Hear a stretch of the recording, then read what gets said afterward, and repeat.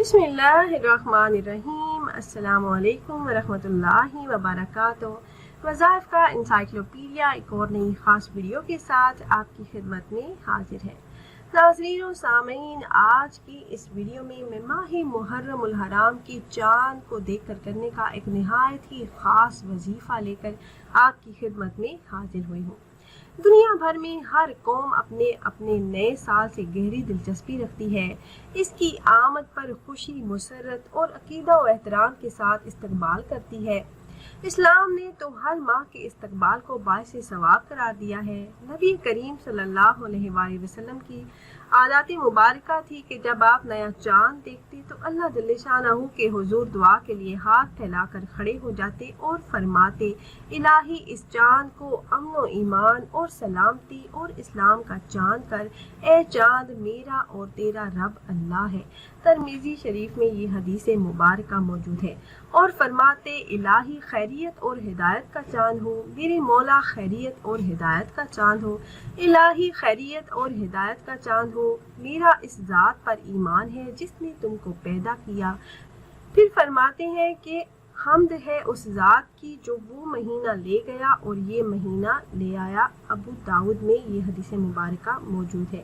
ماہ محرم ہمارے سن ہجری کا پہلا مبارک مہینہ ہے، جب ہجرت کے ذریعے کفار مکہ کے دنگا فساد سے مسلمانوں نے نجات پائی، اسلام نے ترقی کی، کلمہ توحید کا بول بالا ہوا، شرک و بدعت سے نجات ملی اور اسلامی حکومت کے قیام کے لیے زمین ہموار ہوئی۔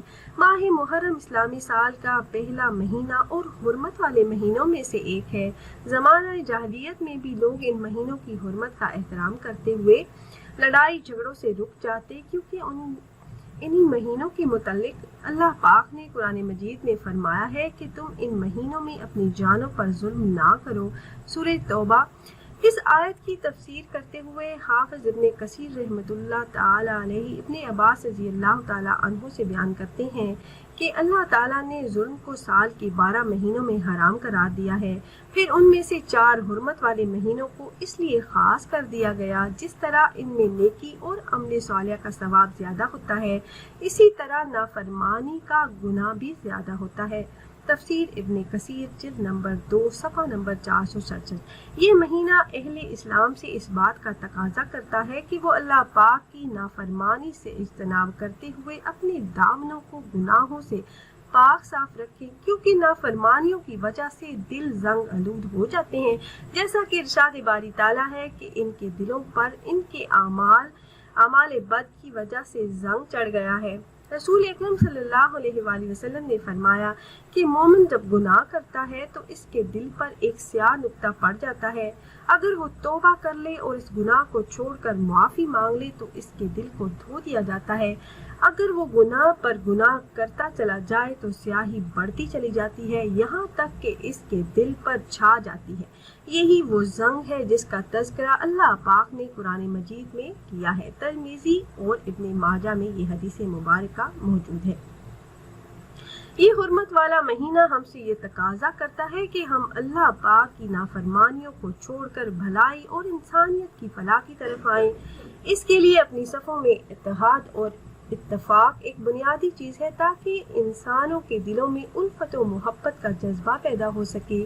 رسول اللہ صلی اللہ علیہ وآلہ وسلم نے اس کے لیے ملاقات کے وقت باہمی سلام کہنے کو فروغ دینے پر زور دیا ہے۔ اسی طرح فرمایا کہ مسلمان وہ ہے جس کی زبان اور ہاتھ سے دوسرے مسلمان سلامت رہیں۔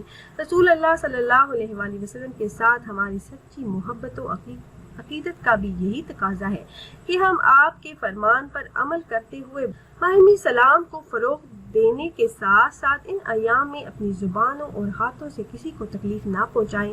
انشاءاللہ اس عمل سے باہمی الفت و محبت بڑھے گی، اختلافات اور فتنہ و فساد کا خاتمہ ہوتا چلا جائے گا۔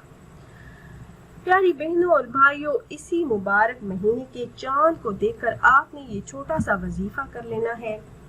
یہ اسم اعظم کا خاص عمل ہے، صرف 2 لفظوں کا ایسا وظیفہ ہے جس کو کرنے والے کی حاجتیں بن مانگے مل جاتی ہیں۔ آپ یہ مبارک مہینہ شروع ہوتے ہی یہ 2 لفظ پڑھ لیں، جو بھی انسان یہ عمل کرے گا تو اپنی آنکھوں سے رزق کی برسات ہوتی ہوئی دیکھے گا، اس کی ہر حاجت ہر مراد پوری ہو جائے گی۔ یہ وظیفہ ہے یا حیو یا قیوم کا۔ حضرت عیسیٰ علیہ السلام جب مردوں کو زندہ کرنے کا ارادہ کرتے تو یا حیو یا قیوم کہا کرتے تھے، اور حضرت ابن عباس رضی اللہ تعالیٰ عنہ سے روایت ہے کہ اللہ پاک کا یہ اسم یا حیو یا قیوم اسم اعظم ہے۔ پیاری بہنوں اور بھائیوں، آج ہمارے دلوں میں نیکی کی رغبت ختم ہو رہی ہے، اس لیے ہمارے دل مردہ ہو چکے ہیں۔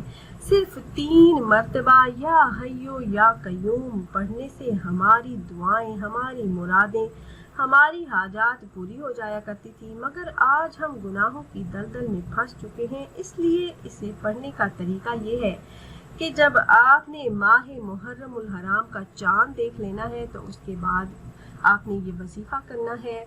وظیفہ آپ نے اس طرح کرنا ہے کہ اول آپ نے کسی بھی تعداد میں درود پاک پڑھ لینا ہے، 1، 3، 5، 7 یا 11 مرتبہ، اور آپ نے درود پاک درود ابراہیمی پڑھنا ہے جو نماز میں پڑھا جانے والا درود پاک ہے۔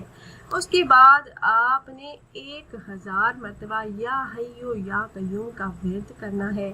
جب آپ 1000 مرتبہ یعنی 10 تسبیحاں یا حیو یا قیوم کی پڑھ لیں تو اس کے بعد آپ نے اللہ پاک سے اپنے تمام مسائل کے حل کے لیے، رزق میں برکت کے لیے، اپنی دلی مرادوں کے پورا ہونے کے لیے دعائیں مانگنی ہے۔ انشاءاللہ آپ کی جو بھی حاجات ہوں گی، جو بھی مقاصد ہوں گے، اللہ پاک اس عمل کی برکت سے ضرور پورے فرما دیں گے انشاءاللہ۔ تو خود بھی یہ وظیفہ کیجیے گا اور اپنے دوست و احباب کے ساتھ بھی ضرور شیئر کیجیے گا تاکہ زیادہ سے زیادہ مسلمان اس عمل سے فائدہ اٹھا سکیں۔ اور اگر آپ احباب یہ مجرب وظیفہ کرنا چاہ رہے ہو تو ہماری اس ویڈیو کے نیچے کمنٹ باکس میں اپنا نام ضرور تحریر کیجیے گا۔ جب آپ کمنٹ باکس میں اپنا نام تحریر کرتے ہیں تو ہم اپنے علماء کرام سے گزارش کرتے ہیں کہ وہ آپ کے مسائل کے حل کے لیے اور عمل میں کامیابی کے لیے خصوصی طور پر آپ کا نام لے کر آپ کے لیے دعا کریں۔ پھر حاضر ہوں گے ایک اور نئی خاص ویڈیو کے ساتھ، تب تک کے لیے اللہ حافظ۔